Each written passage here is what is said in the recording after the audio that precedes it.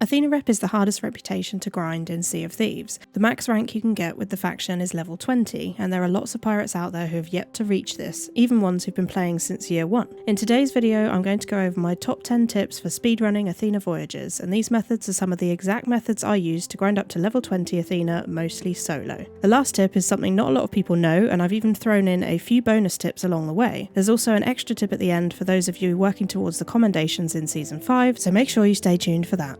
Hello pirates, my name is Ellie and I post regular Sea of Thieves videos on this channel. If you want to stay up to date with the game, then remember to subscribe to my channel and hit the bell to be notified when I put up a new video. Before we get into the tips, I just want to preface this by saying that we're going to be doing Athena Voyages primarily in the raw, with an emissary flag raised. I looked around at some other videos for the best way to rank up Athena Rep, and all I could find was videos about doing Thieves Haven runs. Now, this may be the best way for most people, but if you're not keen on PvP or you aren't particularly good at the game, then the raw can be a safer place for you to be. I also haven't noticed any difference in length or emissary rank between the two methods myself, and so it's as broad as it's long, in my opinion. I've focused my tips around doing Athena Voyages in the raw, but for most of these tips they can be applied no matter what kind of Athena Voyage you're doing, so if you want to do Thieves Haven runs, that's up to you. So let's get into it, shall we? Tip number 1. When doing an Athena Voyage, it's a really good idea to ignore all loot that isn't Athena loot. Let me explain. When you get an X marks the spot map, you can dig each X, and if the loot you dig is not Athena loot, you can simply dig it once to reveal what it is, and then leave it there. I call this tapping the loot. This will save you so much time when doing these voyages. It's so much more efficient to just take the Athena loot and leave everything else behind without spending the time to dig it up. With the quiz or riddle type voyages, you will need to dig up the chest, but you can just open it and then take the items that you need. It's rare that you will get more than one Athena item in these collector's chests.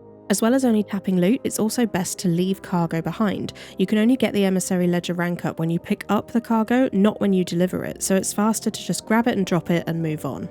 Tip number 2. Island skeleton captains, skeleton sloops or galleons, megs and even storage crates can give you extra Athena emissary reputation. When doing an Athena voyage, you want to make sure that you do everything you can to get as high up the emissary ranks as possible before handing in your loot. This could be hard because you don't get much Athena rep on these voyages usually. However, you can boost this rep by killing skeleton captains and completing their skeleton orders, killing megs, and you don't even need to get the loot, you get the reputation on the kill, and by sinking skeleton ships. So if you're on a voyage and you get meg, make sure you stop, and the same goes for skeleton ships. Also, I'm pretty sure this was added very recently, but if you find a storage crate on an island in the raw, then picking it up will now grant you a pretty big chunk of emissary reputation for Athenas. I don't remember this being a thing until very recently, so make sure you keep an eye out for storage crates on islands now. Tip number 3. Make sure that you park your ship with its sails all the way up and the anchor up. You need to be ready to move if a volcano erupts or if another ship comes. I see far too many pirates parked with their pants down, and it's just a bad idea. You can get quickly crapped on if you're not parked properly, and this is especially important in the raw. One other bonus tip here is that you will need to go back to your boat if the island has an earthquake. However, you don't need to sail away unless you see black smoke coming from the volcano. When I'm solo doing these voyages, I always make sure I park well so that if I need to, I can just run straight back to my ship and drop the sails immediately, rather than having to faff about moving my boat, raising the anchor. It's also important to make sure that you don't sail away just because of an earthquake. This can waste a lot of time. Make sure that you're only leaving if there is black smoke. Also, if the island does erupt and you aren't far enough away and you know the big boulders start to fall, make sure you go below decks on your ship. If you get hit, and you can fix it if you're underneath because you will stay alive. If you're on the top deck on the wheel or whatever and you get hit, it's usually game over. Tip number 4. Working north to south or south to north is always super efficient. When I get these voyages, I usually always start from Fetcher's Rest in the north or Ashen Reaches in the south, and then I work my way up the islands or down the islands. This makes it much easier to map out your islands and is the fastest way to avoid sailing back and forth.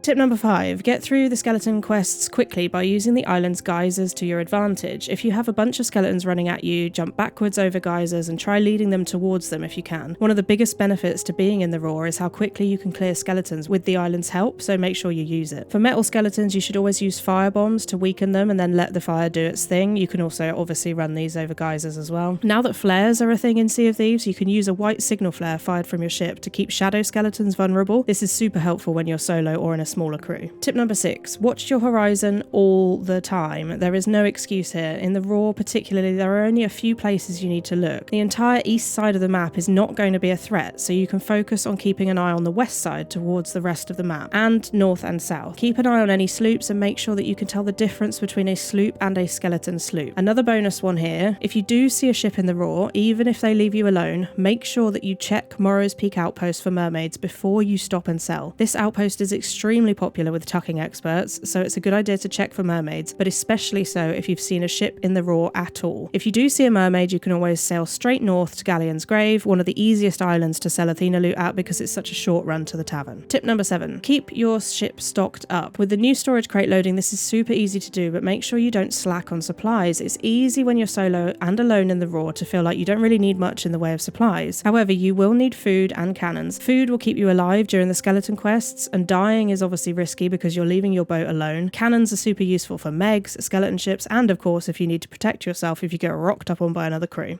Tip number 8. Whenever I do these voyages, I always start at Galleon's Grave or Ancient Spire. A lot of people start at Morrow's Peak, and that's fine, but it's preferable to start somewhere in the north or south of the map, if you can. If you happen to spawn much further away, say Golden Sands, whack your voyage down on the table and sail to either Galleon's Grave or Ancient Spire before you raise your Emissary flag. That way, you're not a target, but you can work your voyage miles in for the Athena commendations, which give you reputation on completion. Tip number 9. Buying 2 voyages is always a good idea. However, be prepared to be online for a good 3 hours. One Athena voyage will get you to grade 3 Emissary, or maybe 4 if you're lucky. You'll need 2 voyages to guarantee a grade 5 and your Emissary quest. Tip number 10. Now, a lot of people don't know this, but if you need to do the 2 voyages, then you'll probably find that the first voyage will take you to every big island in the raw and 1 or 2 smaller islands. This puts a lot of people off doing a second voyage because they think it will be just as long and exactly the same. However, you will find a lot of the time that the second voyage can be completed much quicker than the first. Usually when I'm doing these voyages, the first voyage will be all the islands. The second, however, is usually just 2 or 3 of the big islands and 1 or 2 smaller islands. For example, you'll get a quiz, X marks the spot, and cargo pickup, all from Ruby's Fall. This means that you're doing a lot less sailing around on the second voyage, and so it's really worth doing. A lot of people don't know that, so they don't ever get to grade 5. Now, there's a bonus tip here. For those of you working on Season 5's commendations, you'll want to rebury any Athena loot you dig up. You can, of course, dig it straight back up again and put it on your ship, but this burying will count towards the 20 buried Athena items that you need for the commendation. One last bonus tip is if you want to rank up to level 20 Athena, then it's best to run 2 voyages, get your grade 5 Emissary quest, and then lower and re-raise your Emissary flag. Doing the Emissary quest will get you grade 5 again. You can then get another Emissary quest and keep doing this, re-raising and lowering. One other thing to note is that doing Athena voyages in the raw means that your Emissary quest will be in the wilds, for the most part. It's usually Kraken's Fall, Crooked Masts, and 1 other small island. I've very occasionally had to go as far west as Crook's Hollow, but that's literally only happened a few times. Not having to go that far west is definitely good for anyone who isn't particularly confident with PvP, because you're able to avoid the main areas of the map and stick to the wilds and the raw.